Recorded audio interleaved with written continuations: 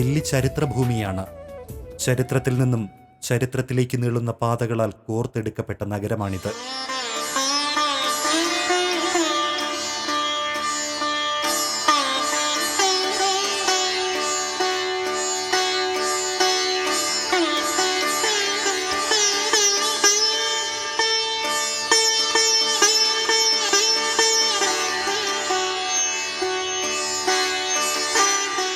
അധികാരവും വെട്ടിപ്പിടുത്തങ്ങളും സമരങ്ങളും പലായനങ്ങളും പ്രണയങ്ങളും കൊണ്ട് മുഖരിതമായ ഒരു ചരിത്രപഥമാണ് ദില്ലിയുടേത്.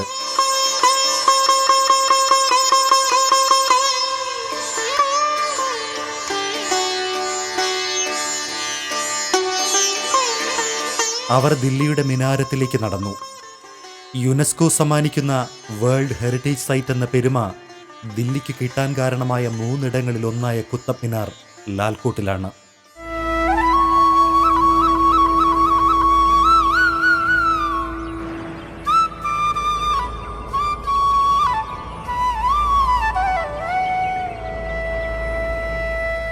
ചുവന്ന കോട്ടയെന്നാണ് ആ പേരിനർത്ഥം.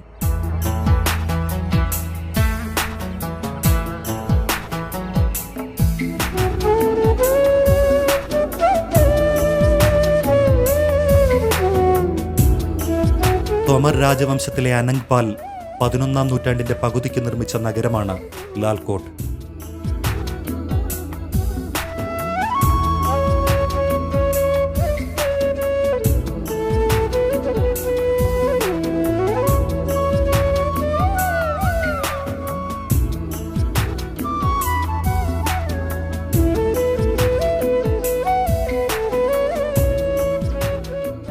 മധ്യകാലത്തിന്റെ തുടക്കത്തിൽ രജപുത്രന്മാരെന്നറിയപ്പെട്ട വടക്കേ ഇന്ത്യയിലെ വിവിധ ഭരണവർഗങ്ങളിൽ ഒന്നാണ് തൊമർ രാജവംശം.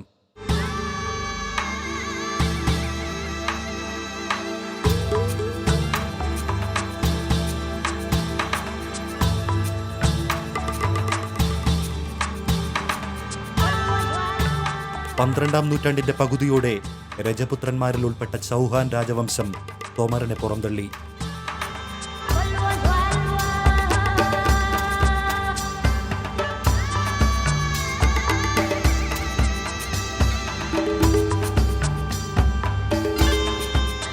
റായ് പിത്തോറ എന്നറിയപ്പെട്ട പൃഥ്വിരാജ് ചൗഹാൻ ലാൽകോട്ടിന്റെ നിർമ്മിതിയിൽ പങ്കാളിയായിരുന്നു.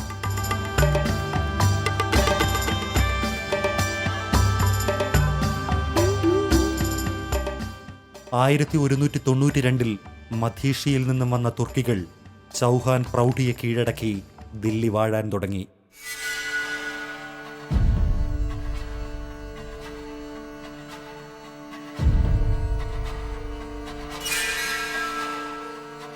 വാസ്തുവിദ്യയിലും സങ്കേതങ്ങളിലും അലങ്കാരങ്ങളിലും പിന്നീട് നിറഞ്ഞു നിന്ന ഇസ്ലാമിക സ്വാധീനം അവിടുന്ന് ആരംഭിച്ചു.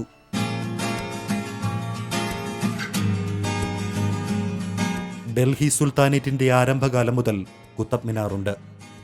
മിനാരങ്ങൾ വിശ്വാസത്തിന്റെ ഉയരങ്ങളെ പ്രതിഫലിപ്പിക്കുന്നു. അത് പ്രാർത്ഥനയെ ഓർമ്മിപ്പിക്കുന്നു.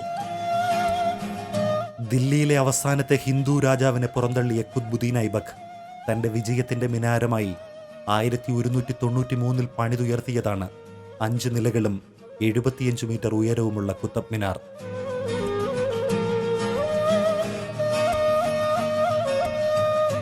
ചുവട്ടിൽ 15 മീറ്റർ വിസ്താരത്തിൽ ആരംഭിച്ച് ഏറ്റവും മുകളിലെ 2.5 മീറ്റർ വിസ്താരത്തിലേക്കാണ് മിനാരം വളരുന്നത്.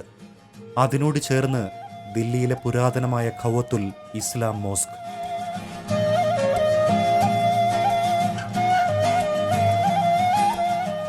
ഏതു മിനാരത്തിനുമൊപ്പം ഒരു പ്രാർത്ഥനാ മന്ദിരത്തിന്റെ സാന്നിധ്യമുണ്ടാകും. ദില്ലിയിലെ ഇസ്ലാമിക ഭരണാരംഭത്തിന്റെ കൊടിയടയാളമാണ് ഈ മിനാരമെന്നും അല്ല വെറുമൊരു പ്രാർത്ഥനാ ഗോപുരം മാത്രമാണതെന്നും വാദങ്ങളുണ്ട്. ചിലപ്പോഴെങ്കിലും അതൊരു രാഷ്ട്രീയ പ്രസ്താവനയുടെ അടയാളമായി മാറും. ദില്ലിയുടെ ചരിത്രത്തിലെ നിർണായകമായ സ്വാധീനമായി മാറിയ മുഗൾ ഭരണത്തിന്റെ ആദ്യ കുടീരങ്ങളിൽ കുട്ടികൾ നിന്നു.